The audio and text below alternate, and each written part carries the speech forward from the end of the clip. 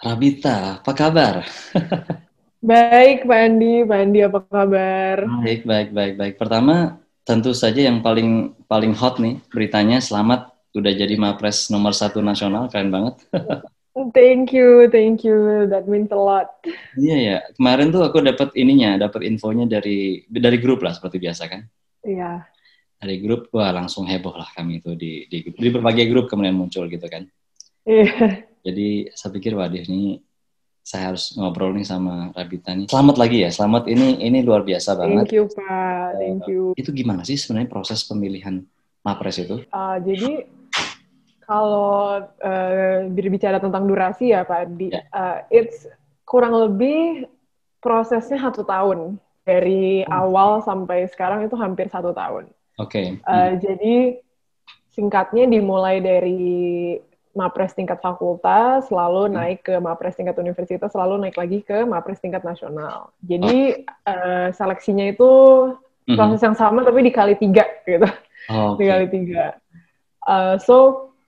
Dimulai dari tingkat fakultas yang biasanya itu diadakan sekitar bulan Oktober, Oktober 2019. Oke. Jadi saya mulai Oktober 2019 dan Mhm. tiap fakultas itu biasanya punya cara seleksi mapres fakultas masing-masing seperti itu. Oke. Walaupun mirip tapi masing-masing. Ada yang biasanya diserahkan ke pihak BEM, BEM Oke. fakultas.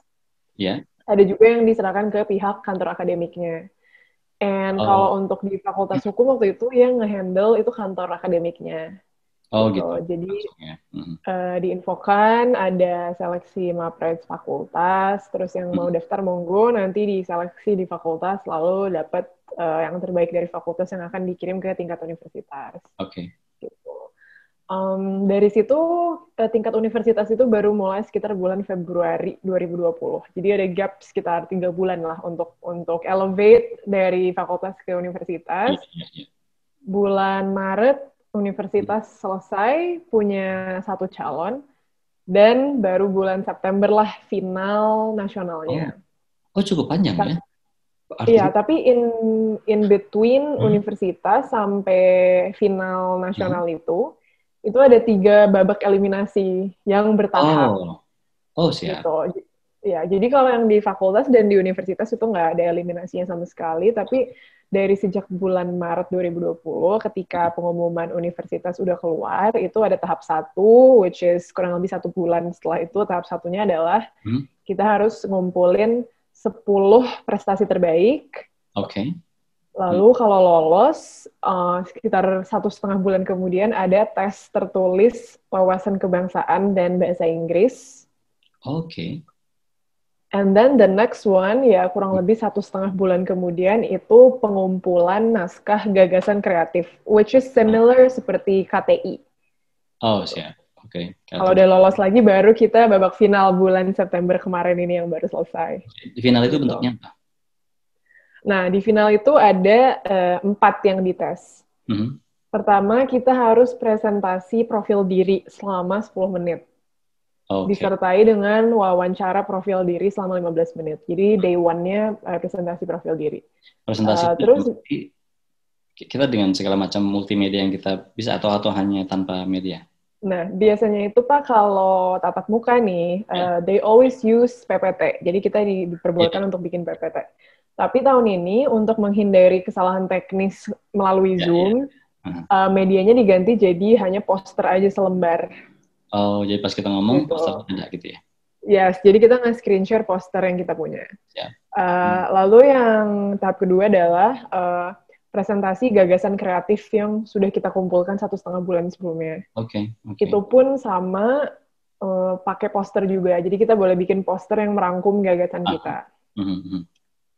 And then the third one itu impromptu English speech. Jadi kita dikasih prompt, lalu kita punya 2 menit untuk Kirim dulu. material building, terus Right. kita speech 7 menit. Oh wow, okay, that's long loh. Yeah. Yeah, I know. Terus Berarti yang dikasih terakhir, temanya ya, dikasih temanya on the spot yes, gitu ya, on the fly. dikasih tema on the spot. Dan mempersiapkannya only 2 minutes. Wow, oke, boleh tahu Yeah. waktu itu apa temanya yang kita dapat? Waktu itu saya dapatnya, ini menarik sih Pak sebenarnya, Hmm? dikasih statement yaitu biologically and socially, men and women will never be equal. Do you agree or disagree with this statement? Okay, wow, that's quite. Yeah, yeah. Ya artinya soal agree disagree-nya, tapi kan how to build the reasoning kan? Yes, Gitu kan? yes, true, yes. Right. Wow. Lalu yang terakhir adalah ada diskusi panel, tapi topiknya itu terkait psikologi dan kepribadian. Jadi the panel discussion itu dinilai aspek psikologinya gitu. Oh, oke. Jadi 4 itu kemarin, yang dilakukan seminggu kemarin itu 4 itu. Oh gitu, dan semuanya online ya? Semuanya online, betul. Oke. It must be a different experience gitu ya, maksud dibandingkan. Yeah, it was new, dan deg-degan takut ada connection problem. Ya, benar-benar. Waktu itu Bita melakukannya di mana? Di kampus atau di rumah? Disiapkan di kreativitas. The team was very amazing untuk mempersiapkan seluruh technical things-nya. I'm happy to hear that. Jadi artinya kami itu maksudnya pihak universitas ya, dosen dan yes. berbuat yang terbaik lah untuk bersama-sama betul membuat ini jadi jadi keberhasilan bersama gitu ya. Walaupun tentu betul. adalah the main ininya ya lain point. Okay. Definitely collective effort. Thank you so much. I really appreciate that. Yeah. Oh gitu ya. Nah, kalau boleh ke belakang nih sedikit, ketika Bita dari fakultas, itu di fakultas seseram apa sih seleksinya? Kalau kan beda-beda fakultasnya biasanya kan ya, tergantung.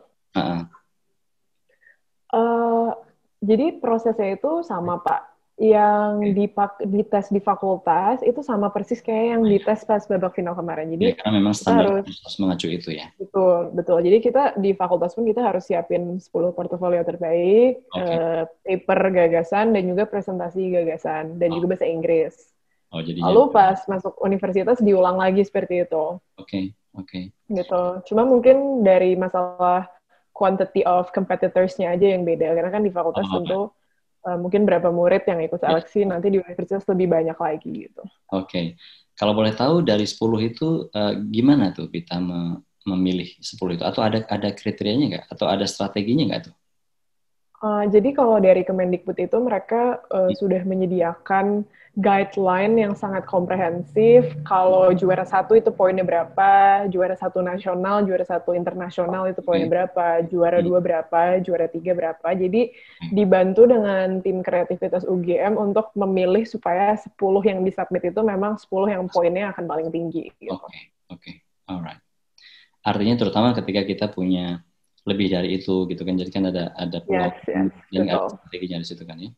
Terus saya pernah dengar nih, linearitas dengan bidang ilmu itu betul nggak ya? Artinya linearitas lomba itu atau prestasi itu dengan bidang ilmu kita itu betul pengaruh ya? Kalau tahun ini itu di awal diumumkan peraturan itu dihilangkan Pak. Oke, I think that's jadi. Iya, betul. Jadi tidak ada linearitas. Cuma kalau melihat pattern dari saya sendiri dan juga rekan-rekan finalis kemarin, rata-rata semuanya masih cukup linear sih, dari mulai portofolionya dan gagasannya, kayak gitu. Artinya Bita nggak pernah menang Olimpiade Fisika gitu kan ya? Kayaknya nggak pernah dan nggak akan bisa. That one I'm sure. Iya.